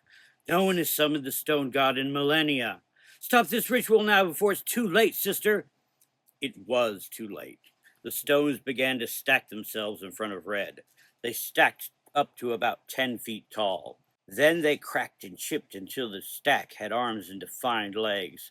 Lastly, the stones shaped themselves into a head, and a stone man towered over them all, with Matriarch Red standing behind it. Its eyes opened, and two golden, shining orbs appeared out of the craggy basalt. Everybody froze, and the eyes, now full of life, looked upon the group in front of it. When it spoke, it sounded like an avalanche. Why have I been called? It asked. From behind the great mass of hulking stone, Matriarch Red cried out, Kill them! Kill them all! The stone god looked at the faces before him. All were full of fear except for one. The dark man leaned casually on his cane. The stone god took a step forward and leaned over to get a closer look at Frank. Do my weary eyes look upon a dark man? It asked. The dark man met its gaze and said, It's been a while since I've laid eyes on an old god, but I am now sorry I have. The old god took another step and leaned over to bring its face closer to the dark man. It smiled a rocky smile full of golden teeth. And it has been eons since I fought a dark one. It is not I whom you should brace yourself against. Look around. Do you know where you are? Amaric stood up straight and looked around. He was silent for a long moment as he took stock of the place. Suddenly he took a giant step backwards. He spun around, looking in disbelief at where he was. No! He screamed. Stupid mortal child! This is the temple of Zahaka! There was a deafening explosion of sound like a skyscraper crashing to the ground. The penitent dead began to cheer and rejoice as terrible footsteps shook the world. Mortimer shook his head. Oh no. No, no, no, no, no, no, no. You no longer have to fear me, Red, the dark man said with a smile. Something much worse comes for you. Colossal footsteps shook the ground as they quickly approached. Mortimer yelled above the inevitable approach of the first god. All of you, on your knees if you value your lives and souls. I suggest you do as he says, said the dark man. Let me remove this fog of war so you can witness your doom with your own eyes. Return the light from this temple which I stole. It does not belong to me. Everyone but Rose, the matriarchs, and the dark man dropped to their knees in fear of this new horror approaching. As the light fully returned, Red locked her eyes on the dark man. There you are, dark man. Now I will destroy you. The dark man smiled in return. You should really look behind you. Red turned around and her eyes grew wide. A giant black form was approaching rapidly in the flickering light of the torches. As it swiftly grew closer, its true size became unmistakable. It was taller than the many obelisks that it passed between. His eyes burned with purple fire, and he moved with a quickness that seemed impossible for his size. As he grew closer, the texture of his skin looked like it was scaled, bumpy, and irregular. The Zahaka's eyes glowed with the same purple fire of the time storm above the temple. There was no hair on his domed head, and he had no ears, just two holes on either side of his head. Oh my God, he's massive, said Rose. Red yelled at the approaching Zahaka. I am the stone! You cannot deceive my eyes! The dark man called out for everyone to hear. Behold, he approaches! The guardian of the four realms, the master of passages in time, holder of the power over life and death, the first god who witnessed all that has happened before and all that will happen after, the Zahaka. He has another name known to those who seek to challenge his power with their own. Tell me, Amaric, what do you call him? Amaric looked upon his doom and said with despair in his gravelly voice, He is the God Eater. Oh, God, Matriarch said with fear. Do as they say, sisters. Be penitent. At this, even the matriarch bent the knee, all but Matriarch Red. Frank smiled at White. You are the wisest of your sisters, Mistress White. Be penitent, for it is in his house that we have been quarreling. Amalric dropped to his hands and knees and pressed his stone head against the black marble floor. The Zahaka slowed his pace, yet still crossed the last 100 yards to Amalric shockingly fast. He stood over Amalric, dwarfing the giant stone god. Red still refused to back down. I fear nothing. Stones obey me. Strike this giant down. Matriarch Black pleaded with her colleague. You are truly lost, Prudence. You claim to be one with the stone, but even I can feel the fear of the stones as he approaches. Red reached out with her arms and her mind. Stones! Stones obey me! Alas, even the stones did not wish to interfere with the first god. Amorous spoke with a small voice. I plead with you, first god. This disrespectful little witch called to me in my slumber. I did not know where she summoned me. I swear upon the mountain that made me. The Zahaka looked down upon the stone god, and there was a moment of silence where no one dared draw breath. Then, quicker than anything as big as he could possibly move, Zahaka grabbed the stone god with both hands and raised him to look him in his golden eyes. Amarak cried in terror. It was a strange and piercing sound it made, and most in attendance covered their ears to block out the stone god's cry. Get away, demon! Yelled Matriarch Red as she managed to throw a stone the size of a pumpkin at Zahaka. The stone bounced off harmlessly. The Zahaka's mouth began to open. From inside, a purple shaft of light illuminated the face of the stone god. Amarok went limp in the Zahaka's grasp the moment the light hit his shining eyes. Zahaka's mouth grew wider and wider, and then he lifted up the stone god and shoved it into his mouth. Purple light began to surround the stone god, and the Zahaka tilted his head back and let the stone god slide down his throat. As the legs disappeared into the Zahaka's great maw, the light faded away. Thank you, Zahaka, for your wisdom. I shall always be your friend and companion, said Frank. The Zahaka looked at the dark man and gave the smallest of nods in acknowledgement before turning around and, with a much slower gait, began heading back towards the echoes of his ecstatic worshippers. The group all looked at Matriarch Red in silence, not knowing quite what to do. Matriarch Red was shaking all over. She fell to her knees. She tried to speak, but her words were slurred. I am the stone, she attempted to say. Her left arm hung limp at her side, and the left side of her face was drooping. It was slack, like the muscles were failing to keep her face in place. The dark man shook his head. I warned you that you had overdosed. Now you're having a stroke. Your life as you knew it was over. You'll be lucky to survive. Rose strode forward and stopped in front of Red. The former matriarch looked up with the one eye she could still see out of that Rose. She reached out her right hand to Rose and looked up at her pleadingly. Rose didn't take her hand. Instead, in one quick and decisive movement, she drew her 1911 pistol and, before anyone could react, fired one shot point blank into Red's forehead. Matriarch Red fell like a marionette with its strings cut. Everyone stood in stunned silence, including the dark man, and in that silence, a deep rumbling laughter could be heard. The Zahaka had turned around, and even though he was halfway down the procession of obelisks, everyone could tell his eyes were on Rose. Purple light shone from his crooked smile as he spoke.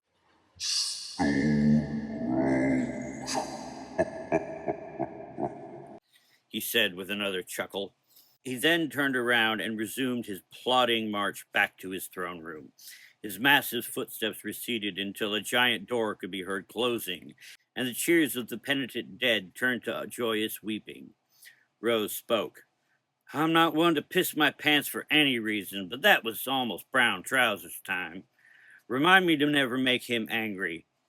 No, Rose. You have been noticed by the first god. I said as we walked into this temple to pray that you do not garner his attention. What does that mean? Rose asked as she holstered her pistol. Mortimer spoke up in answer. When he noticed me years ago, he decided I was the one to try and salvage the knowledge of the Golden Realm.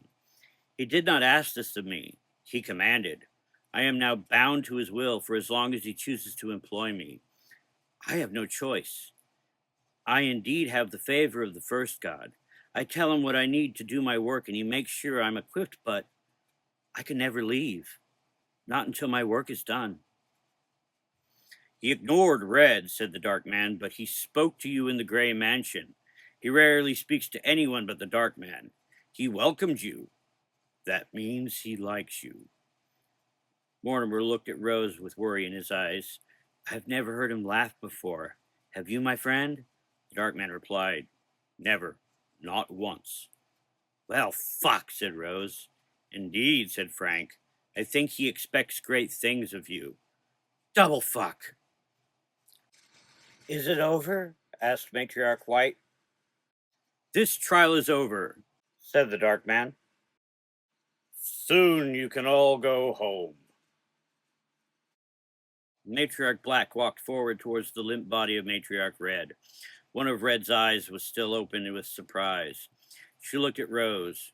Rose crossed her arms defiantly, ready to be chastised.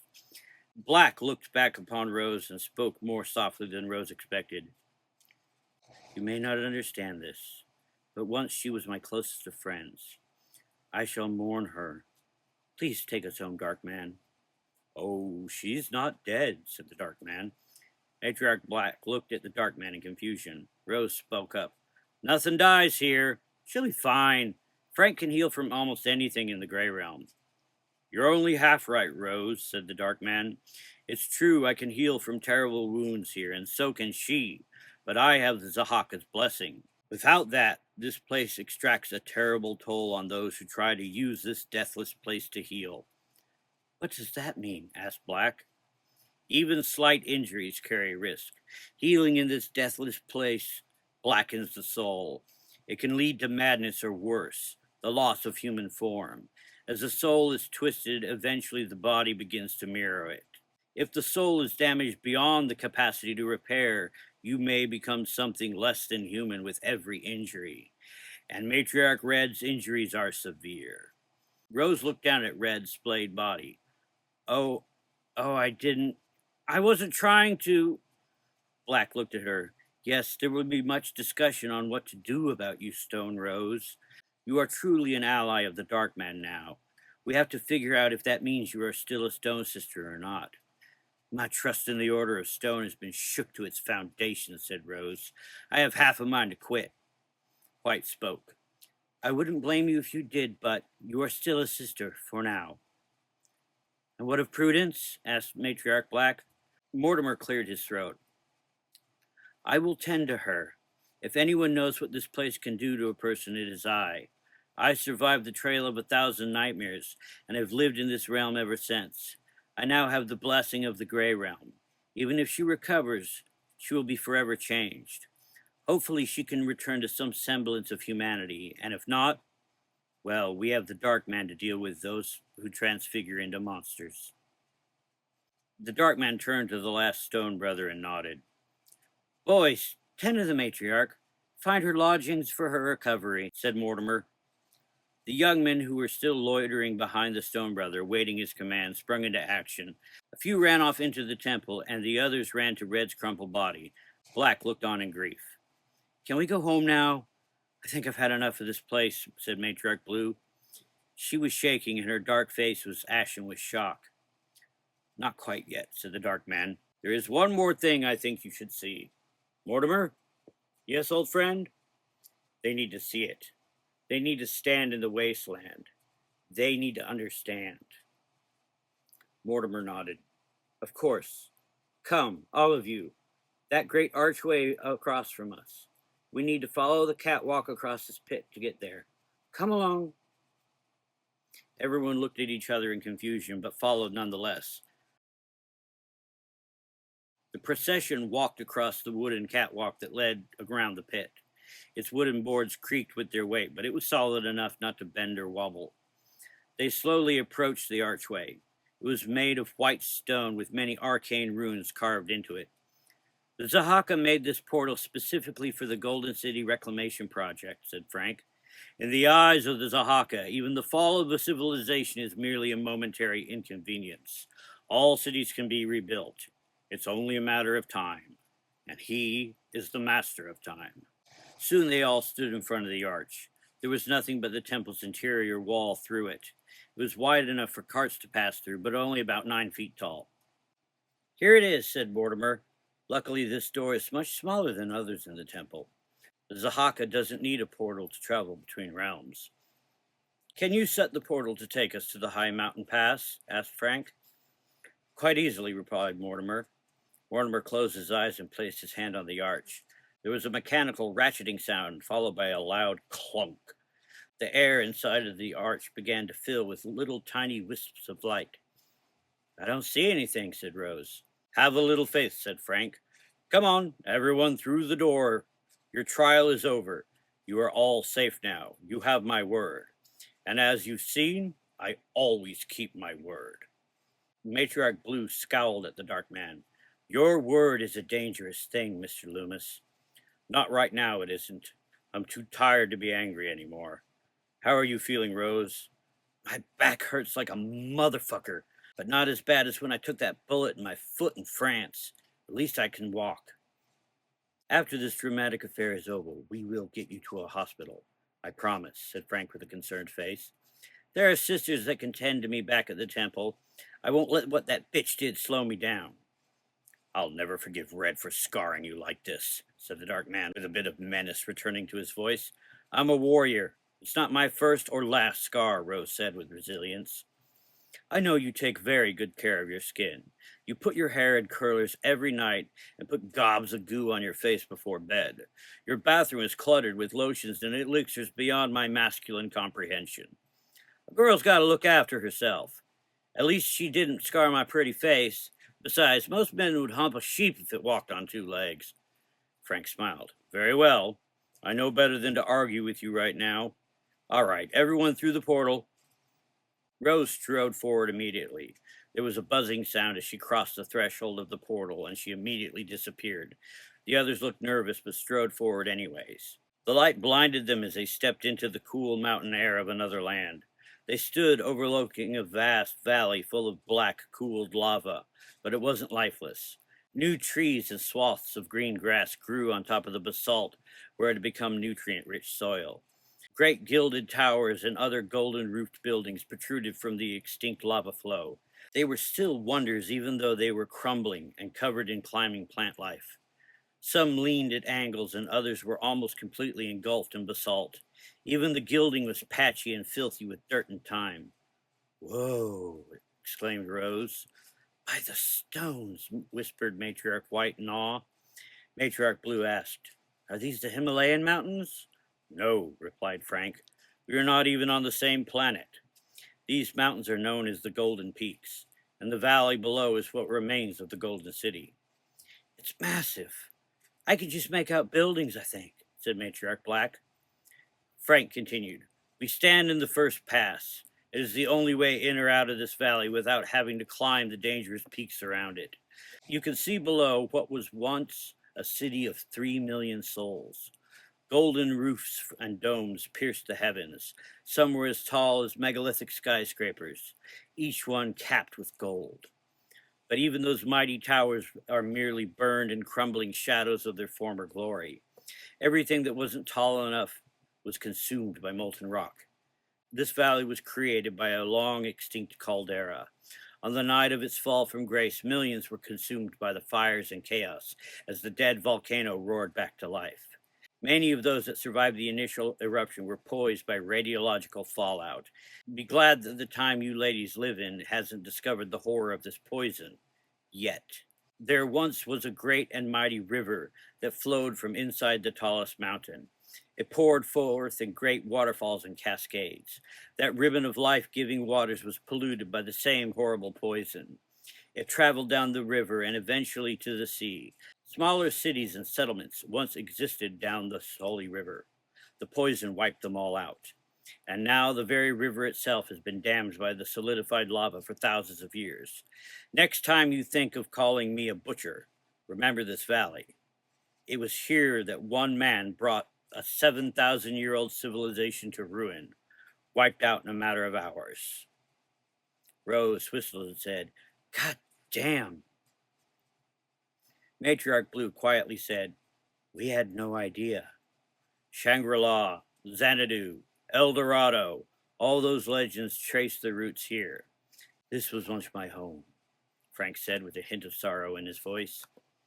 Sister Melody stepped forward, gazing upon the fallen city below. "I'm sorry, Mr. Loom. I'm sorry, Frank. Thank you for showing this to us." Frank looked at Melody.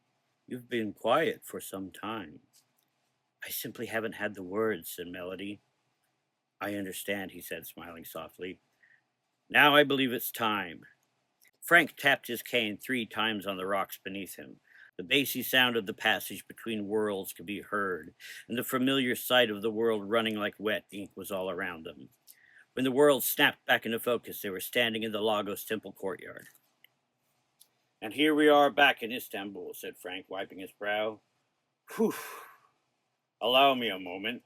That was a big jump." He walked forward, leaning heavily on his cane, and sat down in the chair vacated by Matriarch Red. "You really do just jump between places, don't you?" said Matriarch Black. "As I've said, I don't use portals or gates. But gates do exist were made by humans or the Zahaka himself." "If you all will excuse me, I must tend to matters," said Matriarch Blue. "Mr. Loomis, I apologize for any mistreatment at the hands of my sisters. I can't forgive you for killing a paladin in front of me. However, wait, where's the body? There's only a stain on the floor."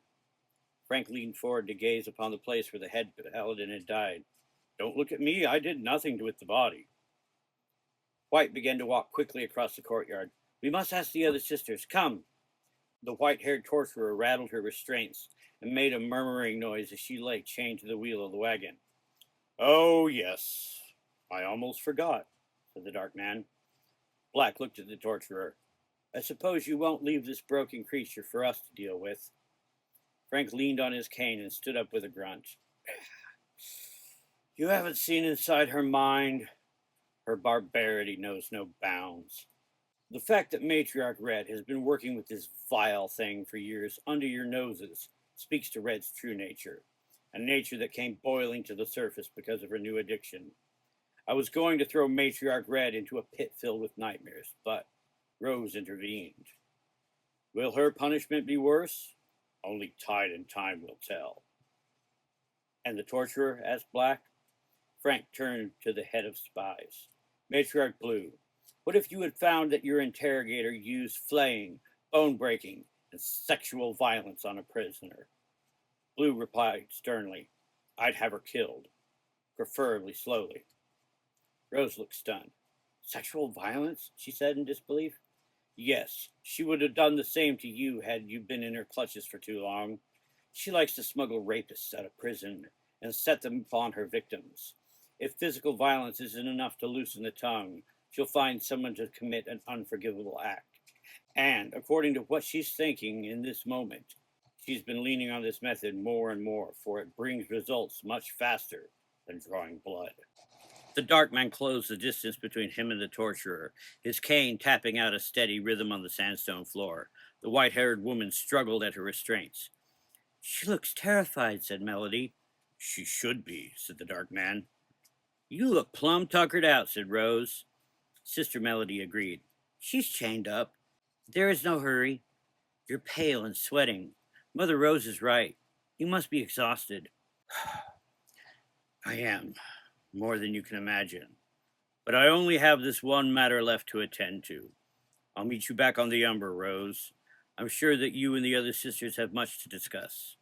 I don't know how they managed to capture you, but I doubt they will be able to restrain you again. Don't worry about me. I just need some stitches and I'll be right as rain." The dark man nodded as he stood over the white-haired woman. "Now, vile torturer, it's time you came with me." The dark man descended to one knee and said, "Look into my eyes." Their images smeared and they were gone. "Is he going to be okay?" asked Sister Melody. Rose placed her hand on Melody's shoulder and said, "He may have overextended himself again. He'll probably be asleep for at least a day when he's done." "All righty. It's about time I stopped playing tough. I'm starting to get really dizzy. Sister Melody, help me to the infirmary here. My back probably looks like a horror show. Of course, Stone Mother, said Sister Melody. Ha! It keeps getting funnier every time someone calls me that. As Rose and the other sisters tend to their wounds, both physical and mental, Frank Loomis tends to another type of wound. Somewhere in the horrific expanse known as the Grey Realm, there was a cave. The black miasma that covered this cursed planet seemed thin and hesitant to enter this cave. The dark man strode in with the torturer stumbling along beside him in chains. Psychic echoes reverberated off the walls and tried to invade the dark man's mind. The dark man, however, shrugged off these attempts at manipulation. On your knees, filth, the dark man said, pushing the white-haired woman to the ground amongst the pale, wet stalagmites. She groaned in pain from her broken jaw. Demon! Demon, where are you? Called the dark man. There was jangling of chains that did not belong to the torturer echoing off the wall. The sound danced around the cave. A low, raspy, hissing voice could be heard coming from the darkest pit of the cave. I'm here.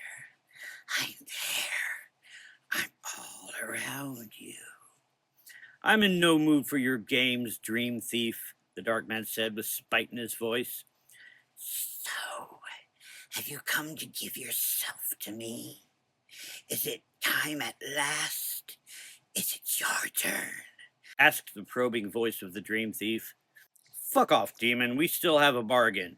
At least I am attempting to live up to it, said the dark man sternly. Who is this? Asked the dream thief. The chains moved closer, but the dark man's eyes began to glow ominously. This one has the gift of stone, said the dark man. It's not as strong as others I've known, but will make for a decent meal for a demon such as yourself. Ooh, give her to me. I want to see, hissed the dream thief hungrily. Not yet, demon. You're forgetting our deals, the dark man. This one's gifts are too small. Bring me more, said the dream thief. Don't make me drag you before the Zahaka. I've had a shitty day. I've grown much too powerful for your tricks. The dream thief hissed angrily in response. I could feel your mind, beast.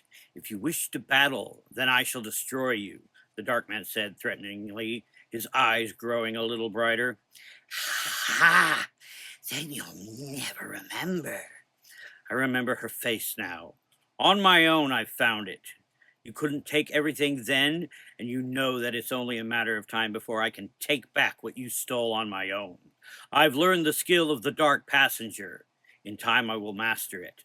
The next time you invade my slumber uninvited, I will take from you what you stole. But I am a man of my word. I will honor our bargain, but no more attempts at treachery, or I will remind you how much I've grown since you have first assaulted me on the trail of 1,000 nightmares. Fine, give her to me, the demon hissed. The dark man lifted up the torturer's chains in his free hand, and the woman cried out with pain through her broken jaw. You go first, demon. Be careful what you wish. I give you back the first year. Take it. A small round shape rolled out of the darkness. Is that a peach? Asked the dark man. Eat it when you're ready to remember. If this was a trick, the dream thief sounded offended. No trick. Just give her to me. The dark man sighed, picked up the peach, and dropped the torturer's chains. Very well. Make her relive it all. Show her what she put her victims through. Let her feel what they felt. For that is what you do best, stealing the dreams of the dead to torment the living into giving up theirs as well. You prey on them while skulking in the darkness. The dream thief hissed again. If I had my former power, I would destroy you, foolish human. No one cares about a forgotten god's power. Now take her. I'm going home, said the dark man, turning his back on the cave and walking towards the entrance. The dream thief hissed one last threat. Someday it will be your turn. The dark man walked out of the cave, taking his light with him. Not today, demon, he said before he disappeared. In the darkness, the torturer looked around and saw nothing. She heard nothing but raspy breathing and the dripping of water. She had only a brief moment before something shot out of the darkness and grabbed each of her limbs. Four slimy, snake-like appendages wrapped so tightly around her arms and legs that she let out a gurgling cry of pain from her ruined mouth. With a speed so intense it caused her head to lurch backwards, she was dragged into the depths of the cave. Her tortured cries echoed out of the cave and could be heard for quite some distance outside its craggy mouth, but there was no one to hear it. No one but the dream thief. December 3rd, 1921, the Golden Horn. The Umbra bobs and lurches on the windy harbor waters. It's a bustle with new life and vigor as Rose prepares to set sail. After the matriarchs had returned from the Grey Realm, they closed themselves away in discussion. Rose had kept herself busy stalking and tending to the Umbra. Frank had emerged after locking himself away for 3 days. He would stand on the bow of the Umbra, staring out into the waters of the Golden Horn. Occasionally, he would take a peach pit out of his pocket and stare at it intently. Rose had asked about it, but he avoided the question. On the 5th day, they received a summons from the temple. They arrived at the courtyard to see the 3 remaining matriarchs sitting at the table again like they had at the trial. This time, however, Frank and Rose sat in chairs opposite the matriarchs at the table. The decision was surprising. Rose would be the new mistress of war. Rose protested, but they insisted. They said that there was no one more qualified and asked her to come up with a list of supplies and personnel that she would need in order to further the goals of preparing to take on the outsider. Frank had been strangely quiet the whole meeting, but did state that the Umbra would need a dedicated radio operator, along with all the radio and radio telegraph equipment they could acquire. They agreed in exchange for a way to receive all the new books from Mortimer without having to wait for the Dark Man to make a delivery. Frank dismissed this and said that a courier had already been nominated by the last Stone brother. It turned out that in his rage, the Dark Man had accidentally killed more than one paladin. When he had flung the 3 paladins that tried to attack him, one had broken her neck when she landed. In response to this, Frank had taken the peach pit out of his pocket and stared at it momentarily before issuing a quiet apology. Now Rose sat in a chair on the deck of the Umbra, trying to organize the chaos that was her new crew members. There would be 4 new permanent members aboard the Umbra. This was no difficulty. The 200-foot yacht had space and accommodations for 12, not including Frank and herself. However, to prepare the Umbra for these 4, it required a small army of sisters to help them get settled. Rose snapped out of her momentary self-reflection as a sister tried to put a wooden crate on top of another box. "Careful, careful, sister," she said. "That box has eggs in it. Take it down to the kitchen to Sister Madeline." The sister nodded. A light set of footsteps ascended the wooden stairs behind her, and Sister Melody appeared coughing. "Madeline is a force of nature," said Melody. "I needed some fresh air. She's bleaching everything. I set up a fan to air it out. Oh, I don't know how she does it." "I never expected someone working for Matriarch Blue to be so spirited and loud," said Rose. "She's supposed to be a spy." "I asked her about that," Melody responded.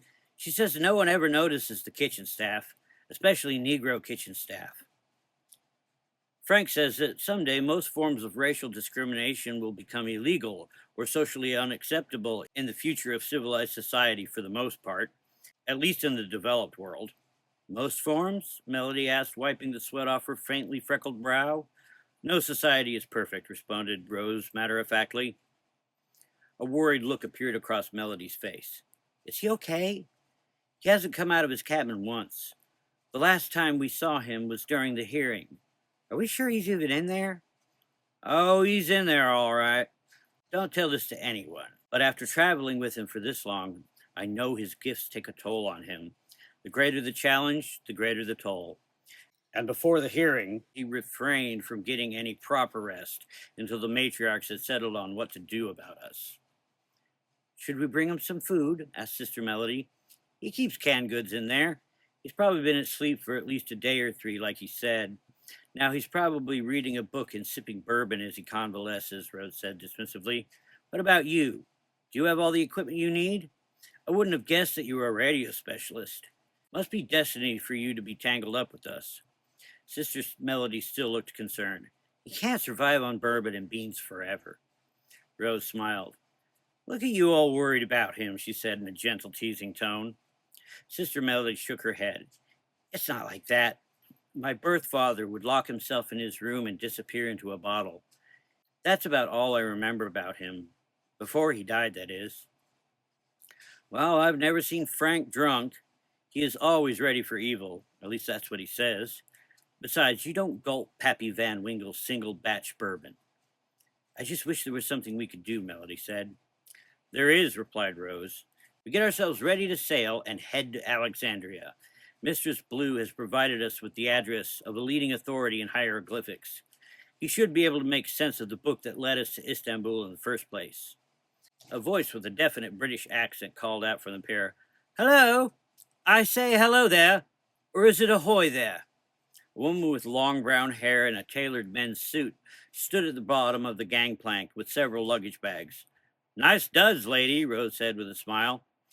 I'm Sister Beth. Mistress Black sent me. I'm to be your new first mate, although I prefer the term executive officer, she said, shielding her eyes from the cold but bright winter sun with a free hand. Blimey, you're a limey, said Rose with a chuckle. Sister Beth smiled in return. And I've heard you're a foul-mouthed Yank. You got me there, sister. Nice suit. If you didn't have those curves, one might think you're a man. It's not a mistake most people make. Permission to come aboard? Granted. Welcome aboard. Thank you, said Sister Beth, grabbing a luggage bag in each hand before walking up the gangplank. And about my attire, I find the traditional dress a bit restrictive. Rose beamed. Girlie, you're preaching to the choir. Oh, yes, I see. You're dressed for safari. Well, we are heading to Africa. I can hardly wait. Oh, this is just how I always dress.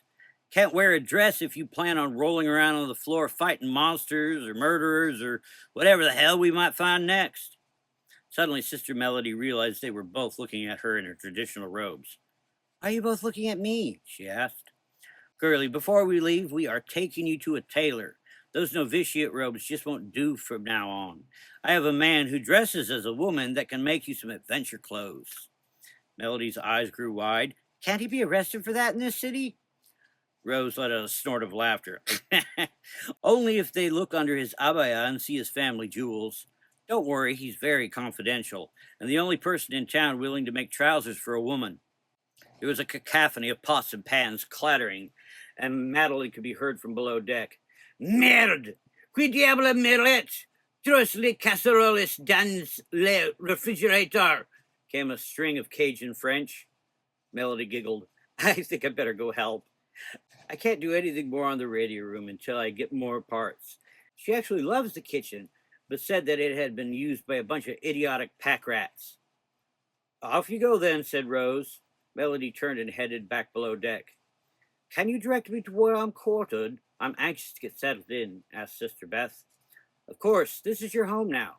Down these first steps and take the hall to starboard. It's the second door on the left. You'll be rooming with Madeline. Well, that shall be a colorful experience. I speak French, but I've never heard its words pronounced with such flamboyance. Rose chuckled under her breath. You bet, sister. Well, then, I'll take my leave, matriarch. I've been told Sister Charity should be along shortly, so do expect her. I warn you, she is a most unpleasant person. I'm glad I'm not rooming with her, Matriarch Red. Oh, Lord, just call me Rose. As you like it, she said, and then disappeared below deck. Ugh, groaned Rose. Sitting around here not doing anything is making me itch. I hate ripping stitches. Always stings worse than the original wound. At least I was able to sneak off to see Hagatha finally. Rose stood up and resisted the urge to stretch. She walked towards the bow of the Umbra and put her hands in her pockets. The noonday sun gave out a minimal heat. There was a chill coming from the north. She pulled a little ornate round brass container out of her pocket. She popped it open and inspected the 4 cyanide pills that she had been carrying for over a year. She smiled because she knew that she no longer had even the slightest desire to kill the dark man. She closed the container and tossed it into the water. As it sank, a knot in her stomach let go. And so she closes a chapter in her life. Assassin no more. Could she have really killed the dark man? She asks the wind, but it doesn't answer. Only the ocean knows. This ends the saga of Istanbul.